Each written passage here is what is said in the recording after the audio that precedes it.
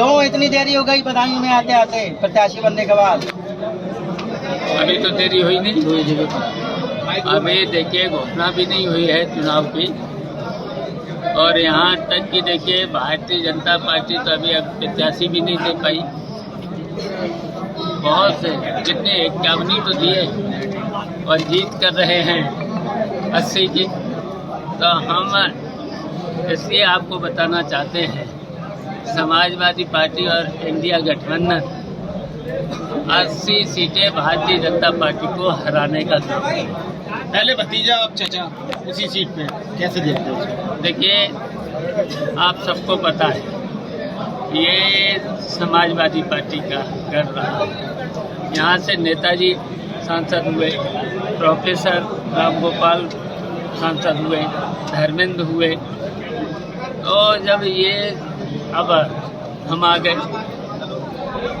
तो ये तो समाजवादी पार्टी का, अब इन्हें प्रत्याशी भी ढूंढे नहीं मिल रहा। लेकिन बड़ा महत्वपूर्ण सवाल है, बीजेपी बड़ा संगठन से मजबूत है और ये सीट समाजवादी पार्टी पिछली बार हारी थी।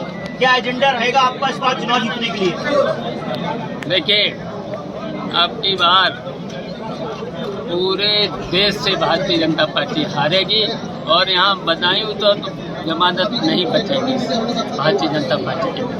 सर चुनाव का नारा लगा रहे हैं, प्रत्याशी तो ढूंढे मिल नहीं रहे और इंडिया गठबंधन समाजवादी पार्टी ने तय कर लिया है 80 सीटों पर भी हरा है। सर ठीक चुनाव से पहले बीजेपी सीएए का बिल लेके आई है और अमित शाह जी कहते हैं कि ये बिल किसी भी तरीके से वापस नहीं होगा, तो आप इसे किस रूप में लेते हैं? देखिए भारतीय जनता पार्टी पे कोई मुद्दे तो है नहीं और भारतीय जनता पार्टी सत्ता में है, बड़ी घमंड में है, तो कुछ भी कर सकते हैं। तो केंद्रीय गृह मंत्री तो कहते हैं कि विपक्ष तुष्टीकरण की राजनीति कर रहे हैं। खड़े हो गए शेरवानी साहब के साथ में, कैसे साधेंगे उन्हें आप?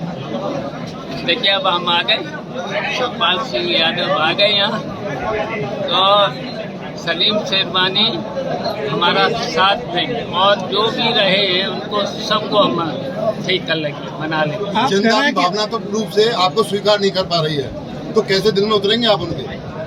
धर्मेंद्र यादव का भी नाम है उनके नाम। देखिए सब साथ रहे, सलीम शेरवानी हैं, जितने भी नेता हैं सबको मना लेंगे, उनके घर चले जाएंगे और सब ठीक रहेंगे।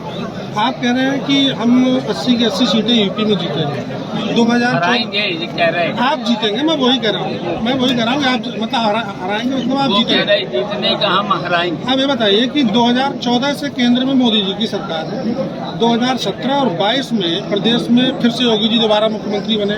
आपका संबंध भी काफी मधुर है योगी जी से, तो क्या ऐसा आपने किया है या क्या उन्होंने ऐसा गलत किया है जो आप 80 की 80 सीटें जीत पाएंगे? देखिए भारतीय जनता पार्टी के 10 साल में जितने भी जो कहा सब झूठ और झूठ के अलावा कुछ किया नहीं।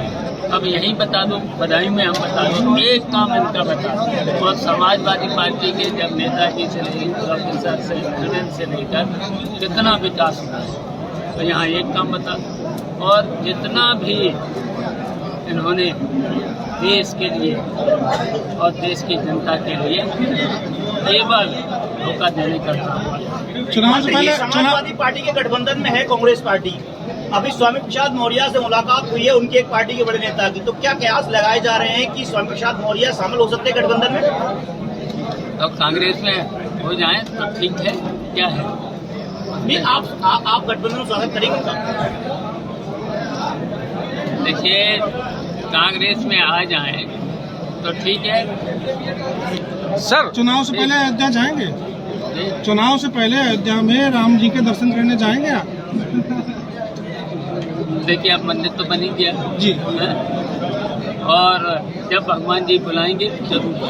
सर रामनाथ कोविंद जी की अध्यक्षता में वन नेशन वन इलेक्शन पर 1,85,000 पन्नों की एक रिपोर्ट सौंपी गई है, तो आप इसे किस रूप में देखते हैं? क्या देश में एक ही चुनाव होना चाहिए? अब देखिए भारतीय जनता पार्टी मैंने पहले ही बोल दिया,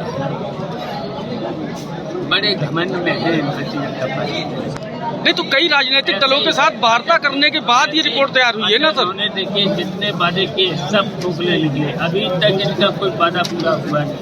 केवल देश की जनता को भ्रमित किया, उससे देश बहुत पीछे गया और जनता को कोई लाभ नहीं मिला है भारतीय जनता पार्टी। और भारतीय जनता पार्टी जब बड़े सत्ता में है, बड़े घमंड में है, तो कुछ भी कर सकते हैं। आपकी क्या क्या प्राथमिकताएं रहेंगी बदायूं में चुनाव में? बदायूं में विकास हमारी प्राथमिकता रहेगी। कितने वोटों से जीत मांगते हैं इस बार आप? जितने से आप लोग जिता दो, आप लोग और आप लोगों से भी हमारा निवेदन है, पूरा सहयोग आप लोगों का भी चाहिए है।